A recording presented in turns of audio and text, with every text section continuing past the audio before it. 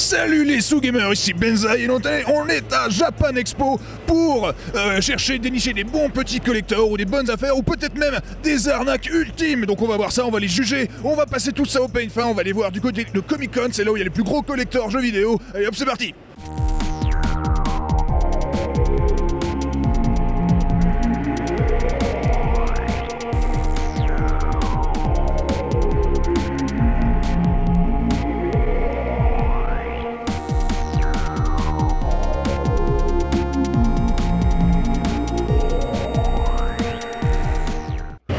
Magnifique ce spécimen incroyable du Virtual Boy version steampunk, version Visiteur du Futur, car nous sommes sur le stand du Visiteur du Futur saison 3, les missionnaires. Mais moi ce que j'ai vraiment aimé c'est ce petit Virtual Boy parce que vraiment déjà le Virtual Boy à sa sortie c'était un objet qui venait du futur, vraiment c'était ça y est on a un casque sur les yeux, c'est bon, dans 20 ans on sera tous comme ça, on aura tous un casque sur les yeux. Alors faut savoir que c'était vendu comme une console portable alors qu'il fallait quand même un sacré prix, donc vous pouviez y jouer de façon portative mais vous aviez l'air complètement d'un con. Il faut savoir que le Virtual Boy c'était des images en rouge et en noir. Alors si vous lisez l'histoire de Nintendo, vous allez comprendre en fait pourquoi c'était en rouge et noir. Donc ça c'était le Virtual Boy sur le stand Visiteur du Futur, les missionnaires. Et d'ailleurs si vous regardez la petite photo de production au fond, vous allez voir peut-être quelqu'un que vous reconnaissez parce que vous avez peut-être vu dans le Hard Corner. Et oui, Benzaï est bel et bien dans le Visiteur du Futur saison 3, les missionnaires.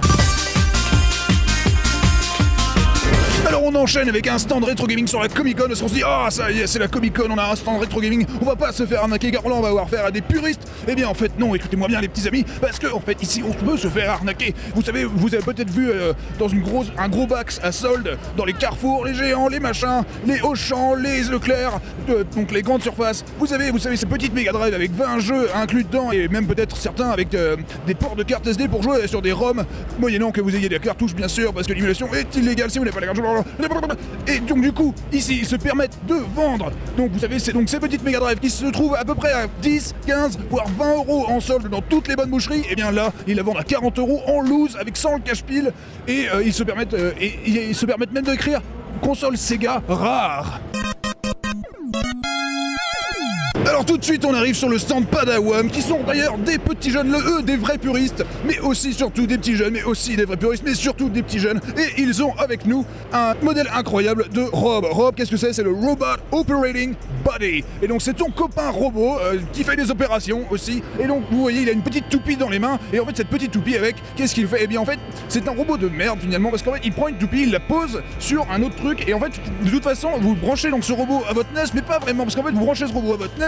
Mais aussi il faut mettre quand même un paddle en dessous du robot parce qu'en fait c'est juste un robot qui appuie sur un bouton. Mais pour rendre ça encore plus super magique, super cool, super fun, en fait ils prennent des toupies et ils les font en fait tourner et les poser sur un bouton. Mais en fait si vous aviez un pote qui s'appuie de temps en temps sur A ou sur B, ça remplaçait complètement ce robot. Donc c'était pas demain que l'homme allait remplacer la machine ou l'inverse.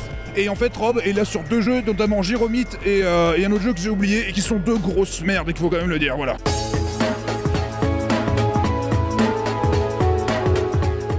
Alors on va aussi vite fait comme ça fouiller dans les gros bacs parce que moi ce que j'aime bien c'est quand on voit plein de jeux comme ça rassemblés quelque part, on a envie de fouiller, de foutre le bordel. C'est-à-dire que là on a Pro Wrestling, vous savez à l'époque où tous les jeunesses en fait avaient un mauvais screenshot vraiment affreux comme jaquette, c'était vraiment pourri. Shadowgate que je n'ai jamais fini, un espèce de Dungeon Master à la version NES, vraiment incroyable et que je n'ai jamais fini. Après j'ai acheté la version 64 et je me suis littéralement endormi. Bayou Billy, un jeu proprement impossible, mais dis donc là on les enchaîne quand même, vraiment très très bon, un jeu qui surfait un petit peu sur le succès de Crocodile Dundee. Et il faut savoir que Bayou Billy a même été en dessin animé dans les aventures de Captain N, mais bon ça vous en foutez parce que vous êtes tous trop jeunes. Power Blade, si vous lancez Power Blade sur la NES, l'écran titre, vous allez voir que c'est honteusement pompé sur la fiche de Terminator, sauf qu'il a un boomerang à la place du flingue, c'est incroyable. On a du Jackie Chan Action Kung Fu, un très bon jeu. Alors là, justement, encore une fois, on se dit tiens, Jackie Chan, si Jackie Chan sortait un jeu aujourd'hui, on dirait oh c'est encore pour faire du fric, alors qu'à l'époque, on avait vraiment comme ça des petits bijoux de la plateforme et de l'action. Alors Soccer, voilà, encore proprement un bel exemple comme ça de jaquette absolument affreuse. Wrecking Crew, tous ces jeux-là, franchement, c'est à éviter quoi. Urban Champion, c'est vraiment à vomir quoi. Ce genre de truc, ça ne fait pas envie, ça ne donne pas envie d'acheter, voilà.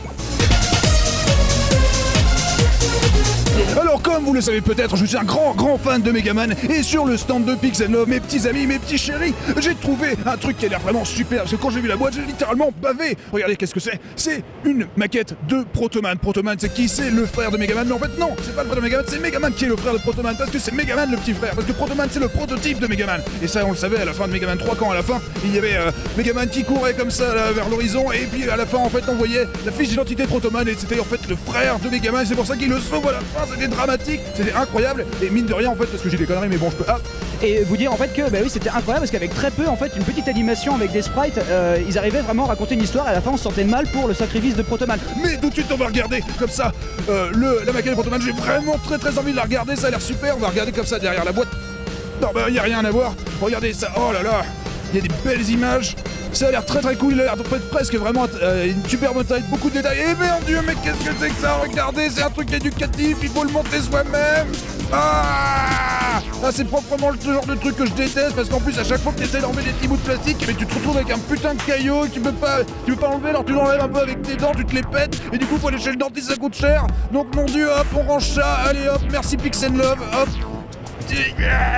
Tiens, démerde-toi. Et voilà, et bien je vous remercie de nous avoir rejoints comme ça sur ce hard corner un petit peu là, voilà, Japan Expo. Ah, Japan Expo, excuse-moi Alex.